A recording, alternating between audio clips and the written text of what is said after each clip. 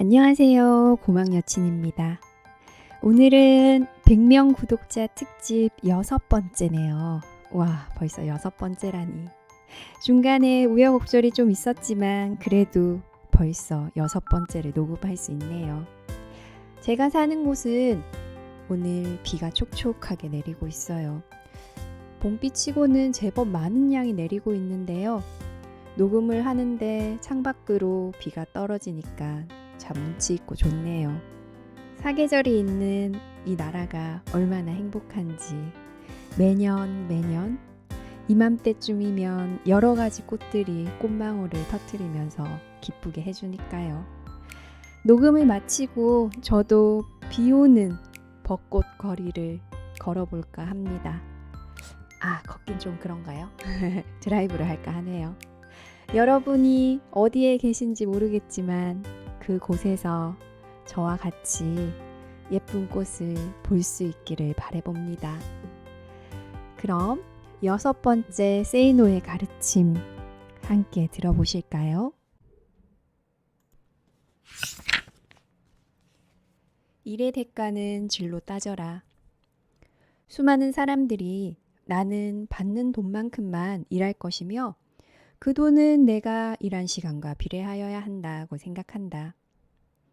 인터넷에서 셀러리맨들을 위한 사이트들을 조금만 살펴보면 그런 사고방식을 당연하다고 믿는 사람들을 부지기수로 찾을 수 있다. 그들은 같은 직종의 다른 사람들이 자신과 똑같이 일한다고 믿기에 남들이 받는 보수에 대단히 민감하다. 같은 학교를 나왔으니 대우도 같아야 한다고 여기며 같은 자격증을 갖고 있으니 똑같은 보수를 받아야 한다고 믿으면서 동일 노동, 동일 임금을 금과 옥조처럼 여긴다. 사람들 간의 질적인 차이를 인정하지 않는 것이다. 이것은 정말 산업화 시대의 노동자들이 가졌던 생각 그 이상도 그 이하도 아니다. 아르바이트 학생들도 그렇다. 피자헛을 들여와 한때 엄청난 성공을 한 성신재는 창업자금 72,000원에서 이렇게 말한다. 수많은 아르바이트 학생들을 써봤다. 이 중에는 나는 유명한 디자이너가 될 거야. 공인회계사가 될 거야 하면서 이까짓 아르바이트는 용돈 버리니까 대충 시간만 때우다 가자 라고 생각하면서 건성건성 일하는 학생들이 아주 많았다. 그들 중에서 단 한 명의 디자이너, 단 한 명의 공인회계사가 나오는 것을 본 적이 없다. 아르바이트로 접시 닦는 일을 하더라도 이에 미치는 사람이 본업에 돌아가서도 그 일에 미치고 결국은 성공하게 된다. 나 역시 그의 말에 전적으로 동의한다. 수많은 아르바이트 학생들 중에서 졸업 후 정식으로 채용을 하고 싶다고 사장이 말할 만한 학생이 과연 몇 명이나 있을까?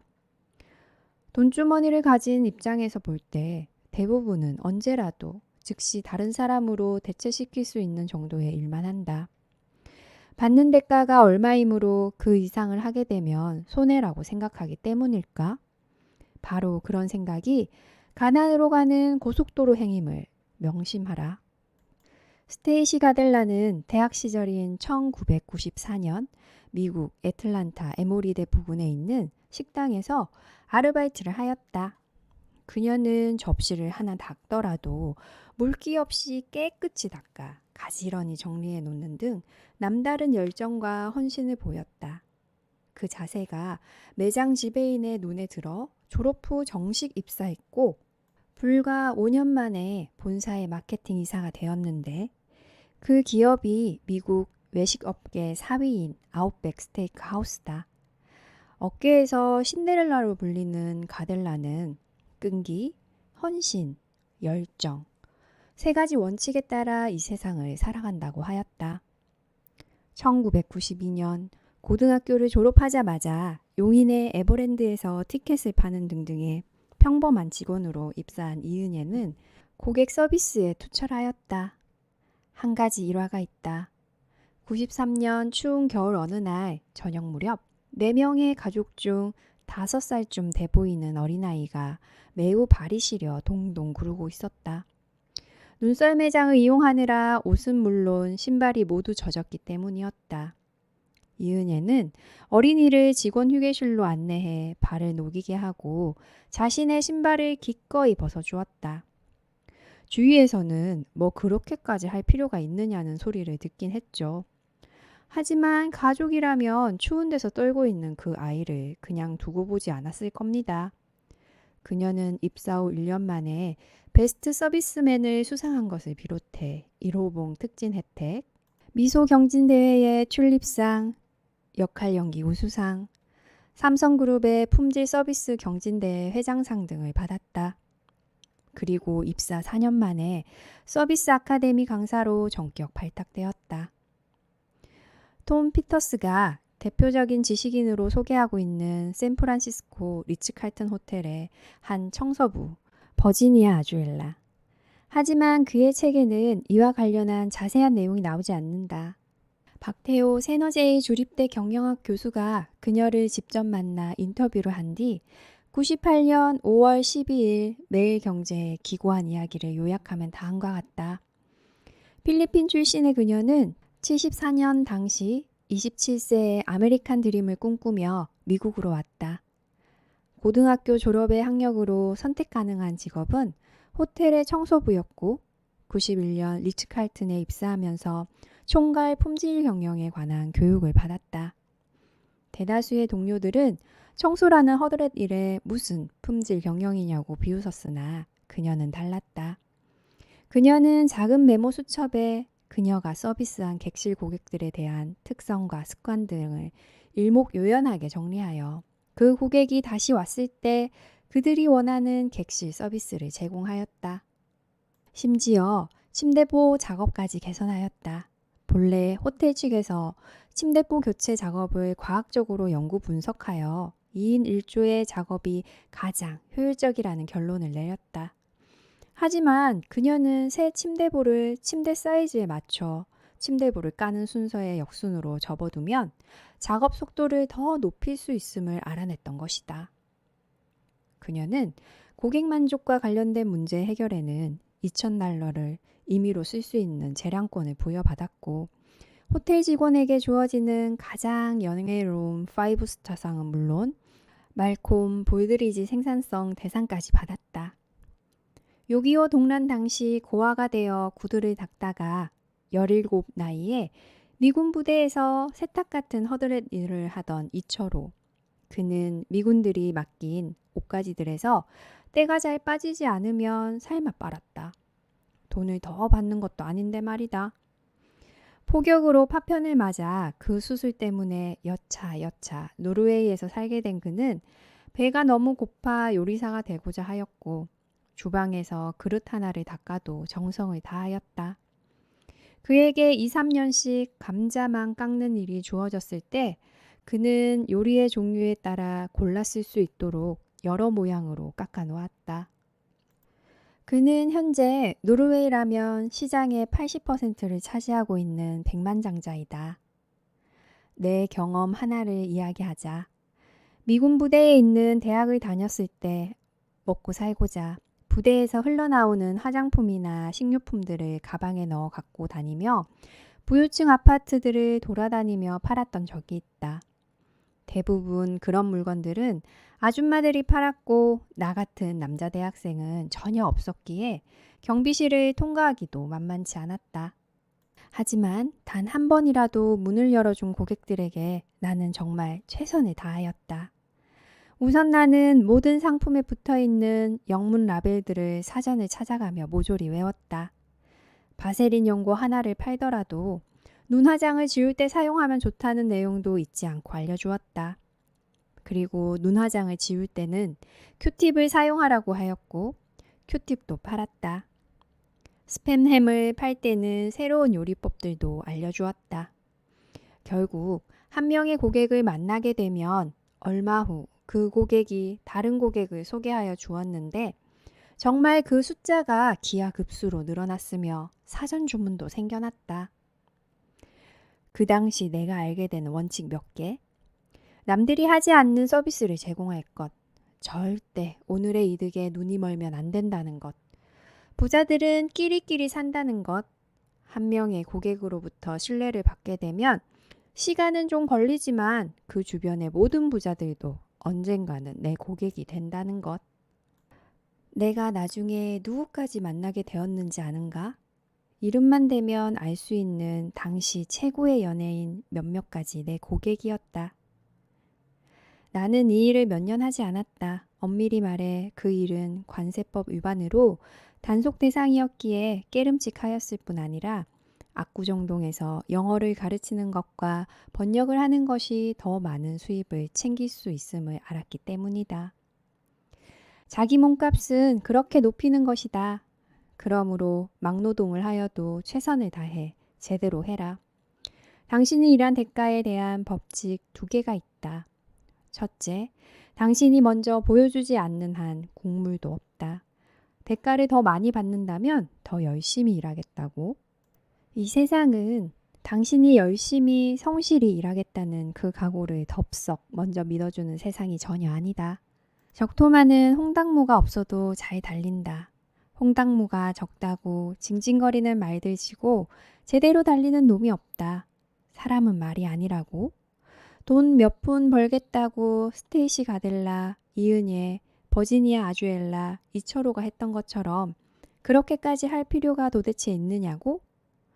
무슨 햄 쪼가리 하나 팔면서 요리법까지 알려주느냐고. 그냥 편하게 일하고 조금 벌겠다고. 뭐 그렇게 아등바등 살 필요가 있겠느냐고? 좋다. 그렇다면 당신 생각대로 그냥 계속 살아라. 아무도 안 말린다. 단, 조건이 있다. 절대로 부자들을 부러워하지 말라. 왜냐하면 당신은 평생 가난하게 살 것이 뻔하기 때문이다. 둘째, 보상의 수레바퀴는 언제나 처음에는 천천히 돈다. 가속도가 붙기까지에는 시간이 소요된다. 하지만 사람들은 겨우 몇 개월 열심히 하여 보고 대가가 즉시 주어지지 않으면 실망하여 곧 일하는 본성을 드러낸다. 나는 이런 얄팍한 태도를 가진 사람들을 한두 번 본 것이 아니다. 며칠 밤 새워 일을 하게 되면 자신의 월급이 그 다음 달로 인상되기를 바라는 이 조루증 환자들아. 세상은 이미 당신 같은 사람들에게 한두 번 속아본 것이 아니기 때문에 쉽게 당신을 믿어주지 않는다는 것을 명심해라. 신의 경륜의 수레바퀴도 천천히 도는 법 아닌가. 다 자란 한우 한 마리의 가격은 300만 원 선이다. 그러나 건강하고 질병 없는 우수한 종자를 묻 암소들에게 나눠주는 종우는 최고 3억 원까지 한다. 사람도 몸값이 비싼 사람이 있는가 하면 그렇지 않은 사람이 있다. 사람을 어떻게 짐승과 비교하느냐고? 나는 소를 소와 비교하는 것이고 사람을 사람과 비교하는 것이다. 사람 위에 사람 없고 사람 밑에 사람 없다고? 사람은 누구나 평등하다고? 그것을 믿는가? 모든 사람이 평등하다는 말은 이론적으로 그렇다는 말일 뿐이며 그런 사회가 되어야 한다는 희망의 표현일 뿐이다. 사람이 모두 평등한 경우는 생로병사와 신 앞에서 뿐이다. 내 말이 여전히 귀에 거슬린다면 사람은 모두 평등하지만 그 사람들이 만들어내는 일의 결과들은 절대 평등하지 않다고 말하면 어떨까? 모든 중국 음식점의 주방장들이 평등한 인간이라고 해서 그들이 만드는 자장면의 맛과 가격이 똑같은 것은 아니지 않은가? 중요한 것은 당신도 맛없는 자장면보다는 맛있는 자장면을 더 좋아할 것이라는 사실이다. 자, 이제 몇 시간을 일하고 얼마를 받는지는 잊어버려라. 일의 질적인 결과에만 관심을 두어라. 몇 년 후에 받게 될 대우에 걸맞은 일솜씨를 지금 먼저 보여주어라. 부자가 아니라면 가진 것은 뭔가 시간밖에 더 있겠는가. 그것들을 바쳐 일의 질을 높여라. 그렇지만 직장 생활을 하면 부자가 되지 못한다고? 아니다. 직장에서 일을 잘하지 못하면 직장 밖으로 나가도 부자가 되지 못한다고 해야 한다. 일을 못하면 직장 밖으로 나가도 절대 성공할 수 없기 때문이다. 결국 직장 생활을 잘하여야 부자가 될 수 있는 법이다. 중요한 것은 직장 생활 자체가 아니라 일이다. 일을 잘하는 사람은 직장을 그만두고 사회로 나와도 일 잘한다는 평가를 받게 되므로 대가를 더 받게 된다. 물론 투여한 시간과 노력에 비해 대가가 충분치 않은 경우도 있을 것이다. 기다려라. 곧 많은 사람들이 당신을 찾을 것이며 당신의 몸값은 저절로 높아지게 되어 있다. 그 몸값이 부자가 될 수 있는 투자의 종잣돈이 된다. 동료들의 야유와 시기가 부담스러워지기도 할 것이다. 콩쥐를 쉬게 하는 팥쥐는 언제나 있는 법이므로 철저하게 무시하라. 적어도 5년 후에는 그들과는 다른 세상에서 살게 될 것이기 때문이다. 주의사항. 당신이 아무리 열심히 일하여도 대가를 더 받기 힘든 일들이 있음을 명심하라. 일하는 능력보다는 아부가 더 우선인 집단들도 많다. 월스트리트 저널에서 호의적인 서평을 받지 못했던, 그리고 나 역시 독자들에게 추천할 마음이 전혀 안 드는 백만장자 시크릿에서 저자 하브에커는 부자는 자기 분야의 전문가이고 중상층은 자기 분야를 어느 정도는 알고 있고 가난한 사람들은 자기 분야를 잘 모른다고 말한다.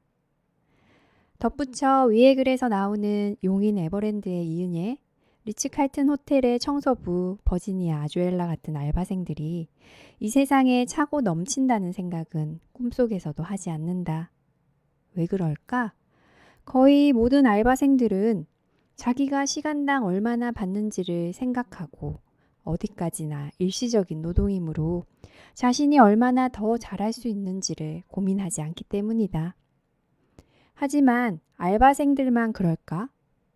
정식 직원들 상당수 역시 마찬가지로 행동할 것이다. 자기가 일하는 시간을 시급을 받기 위한 시간인 것뿐으로 생각하는 그 머리가 깨지지 않는 한 평생 인생살이가 고달파질 것이다. 좋아하는 일이라고 섣불리 하지 마라. 윈스턴 처칠은 인류화가였다.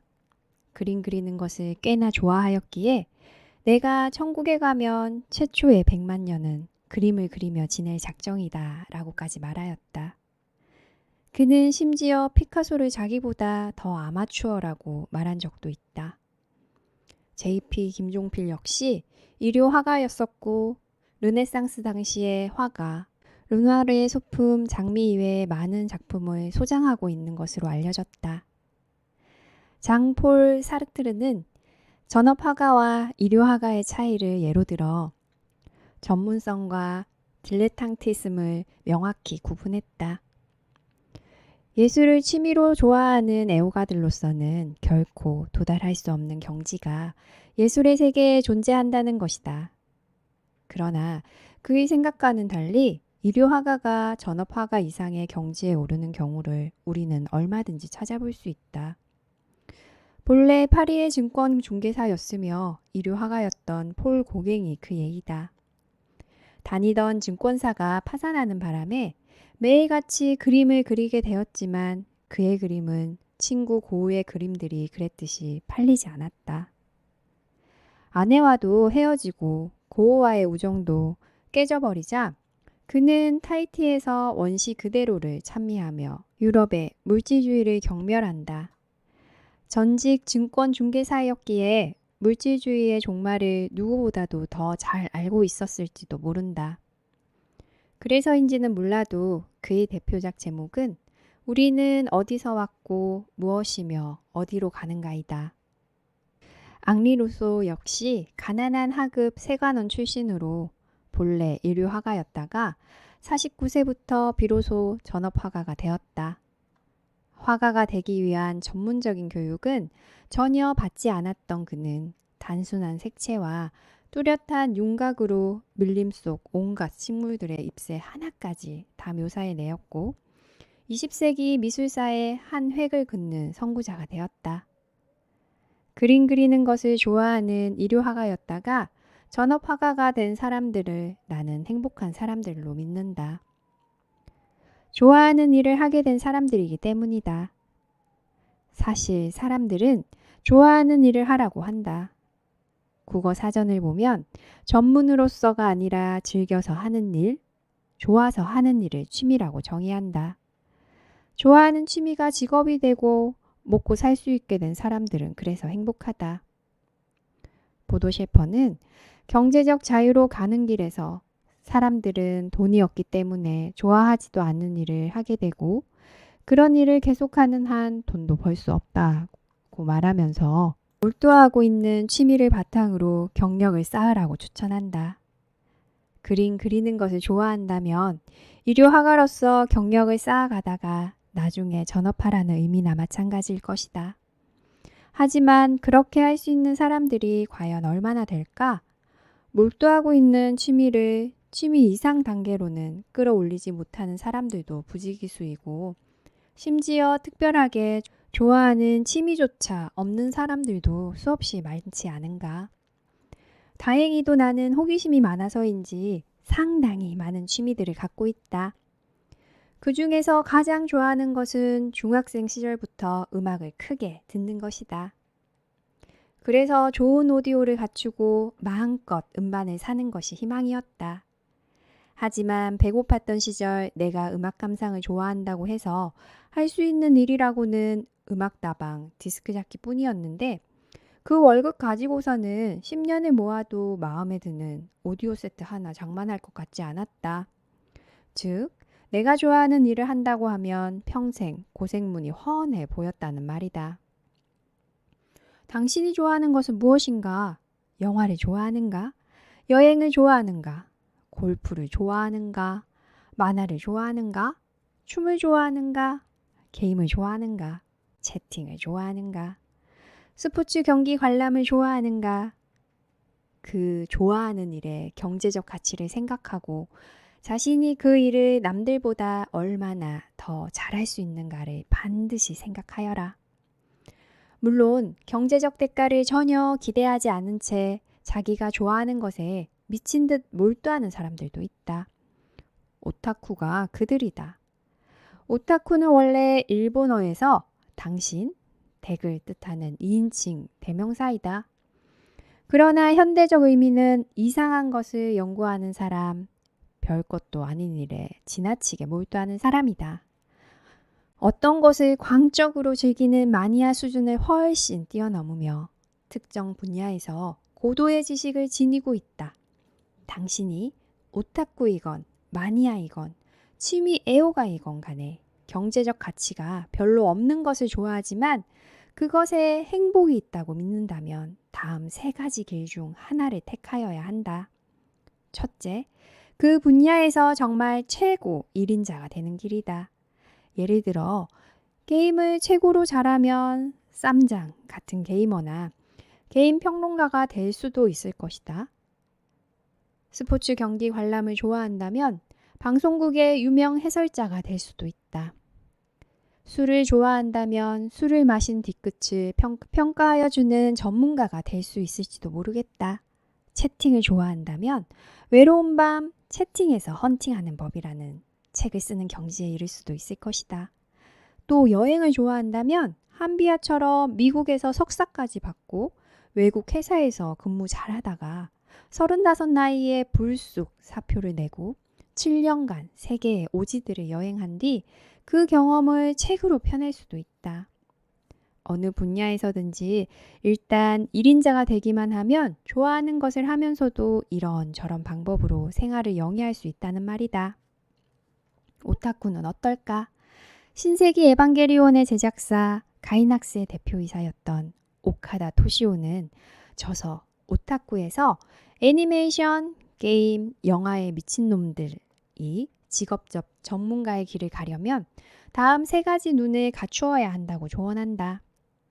작품 안에서 아름다움을 발견하고 작가의 센스를 포착하는 세련된 시각, 작품을 논리적으로 분석하고 구조를 파악하는 과학자의 시각인 장인의 시각, 작가의 눈과 작품의 디테일을 간파하고 스태프들의 정열과 갈등의 드라마를 보는 통달의 시각.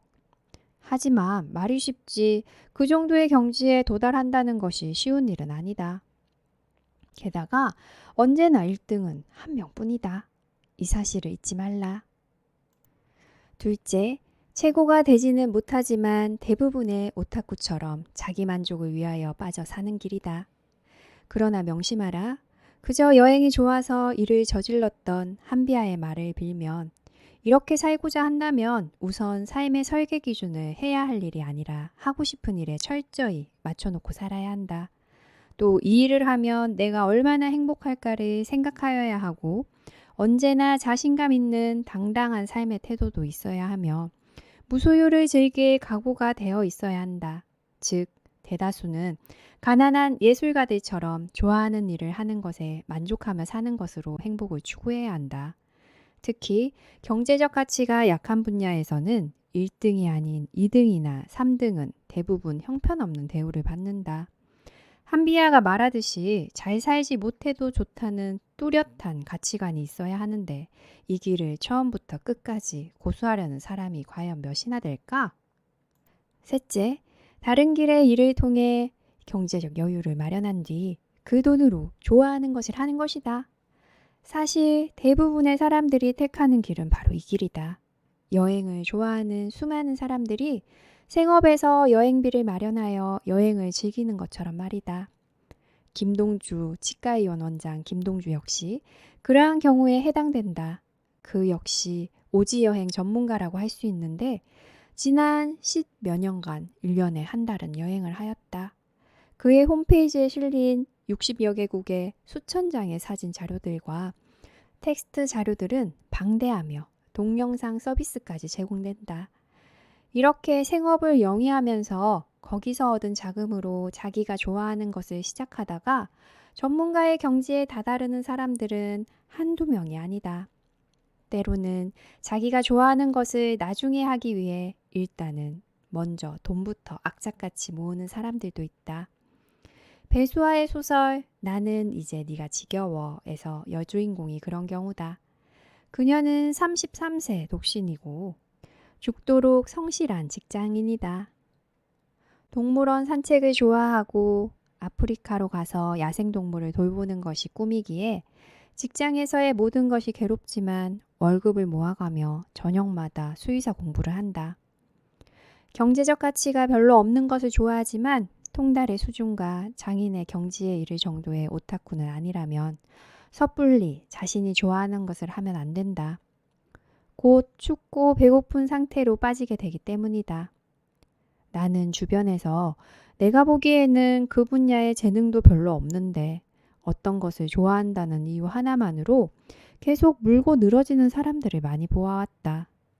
특히 그래픽 디자인이나 만화 등과 같이 창조성이 요구되는 분야에서조차 성실과 끈기 하나만으로도 성공할 수 있다고 믿는 자들을 볼 때는 그 어리석음에 기가 질릴 지경이다. 물론 혼자서 살면서 무소유를 즐기겠다는 각오가 서 있다면 그렇게 해도 된다.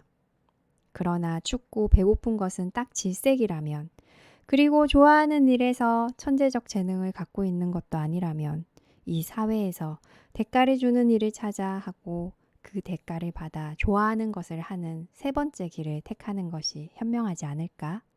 돈부터 벌라는 말이다. 음악 감상을 좋아하였던 나 역시 그 마지막 길을 택했다. 그렇다면 나는 어떤 일을 하여 대가를 받고자 하였을까?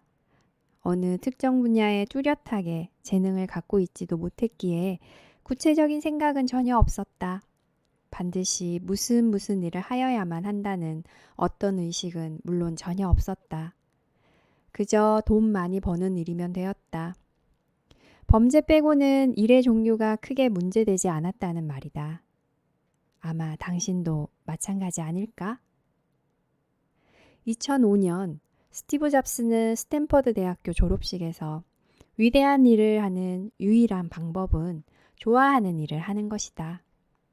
아직 그런 일을 찾지 못했다면 계속 찾아라 라고 하였다. 이는 좋아하는 일을 하면 노동이 사라지고 능력과 성공, 행복, 부가 전부 기하급수적으로 커진다는 서사다. 그러나 이 방정식은 번아웃으로 가는 직행열차인 일과 삶의 통합을 전제로 한다.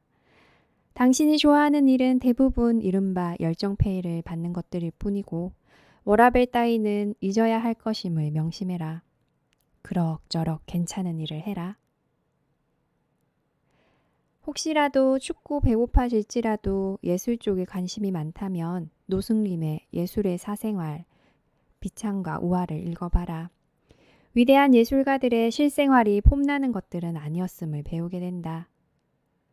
나는 고등학교 1학년 때 미술가가 되고 싶었다. 그래서 미술반에 들어갔는데 딱 3명이 나보다 더 구성 그림을 그것도 훨씬 잘 그렸다.